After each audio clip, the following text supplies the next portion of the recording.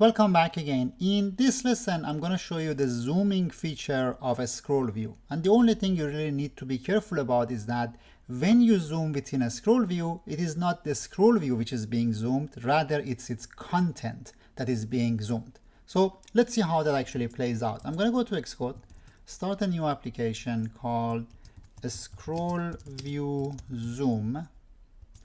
And once I have that, I'm going to head to a storyboard. And in here in the storyboard, I'm going to have a UI scroll view that I'm going to place it somewhere, set the constraints to be 0, 0, 0, 0 maybe. So it's filling the entirety of the screen. And in here in the settings, I'm going to say its zoom is not a maximum of 1, which is the default behavior, it's 4. So it can actually zoom up to 4 times. Now that I have that, I'm going to have to add some content in here. And for the content, I'm going to add a UI image view. And I'm going to place this UI image view maybe somewhere like this. And I'm going to place it like that. And I'm going to carefully set some constraints for it. I'm going to say from the top, it has this much space.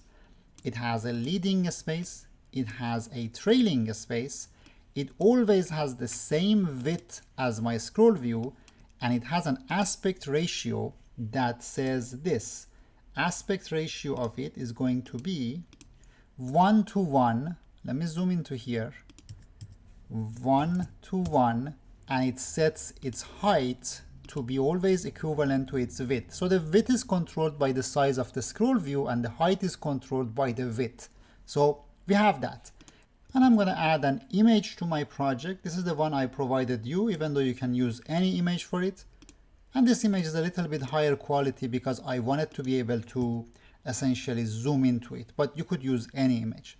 Now that I have all of these, let's go ahead and add outlets for them. I'm going to go in here, say in my view controller, I have an outlet for this scroll view that is going to be called my scroll view.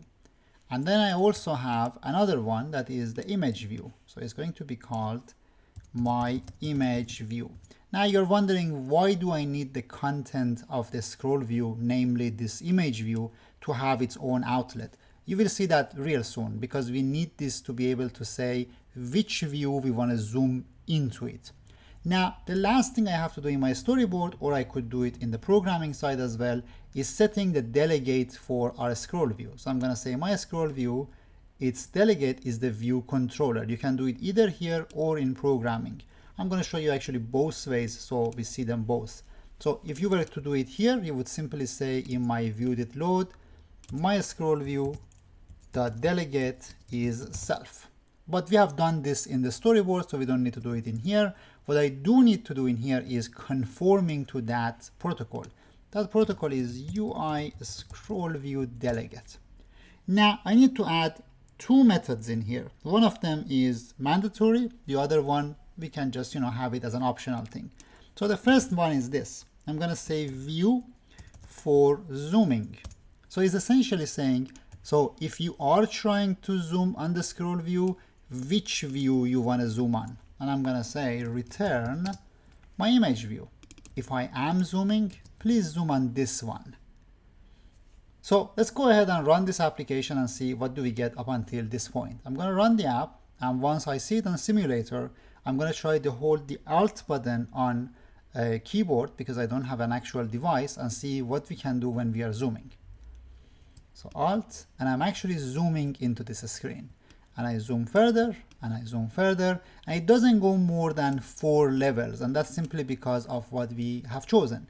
Now, the other thing that I said you can do in here, which is an optional, is what happens when the zoom ends? Maybe you want to go back to the original shape. So to do that, and I don't need the view.load anymore, I'm going to get rid of that. To do that, I'm going to come in here and say, use the did end zoom, which is a part of the delegation methods. I'm going to say, let's use the did end at whatever scale. It's going to tell us at what scale we ended. Even though that doesn't really interest me, what does interest me is this, saying my scroll view dot zoom scale, let's push it back to 1. And I'm going to run it again. And now when the zooming ends, we just jump back where we used to be. You could either do it like that, or you could find another way, like adding a button or a double click or something like that that pushes your zoom back, because that's usually what we want to be able to do. Otherwise, it doesn't really make much sense to do this. So that's all we had to do in here to be able to zoom into our scroll view. We zoom like this on a keyboard and a mouse using a simulator, holding the Alt button. If you have an actual device, doing a pinch gesture essentially, and we set the amount of the zoom that we can allow for our user in here. You could do it programmatically as well, setting the zoom max. And when we do the zoom, we have to decide which view is the view that we will zoom on. And in here, I set it to be this particular image view. There are other ways you can think about this. You might be wondering, so what if I have more content and the content is separate pieces? That doesn't really happen a lot. You usually have one large container UI view that you have all the content within that. But if you had a situation that you actually had to have one image view here and a separate image view there without a parent UI view, then what you want to do is you want to find out your current content offset, and based on that find out which image view you are seeing and return that one.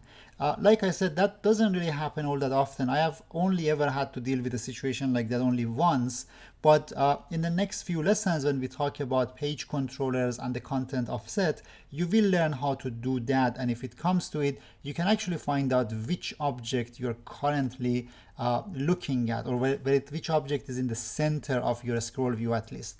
So based on that, we can do zooming, and let's move on to our next lesson.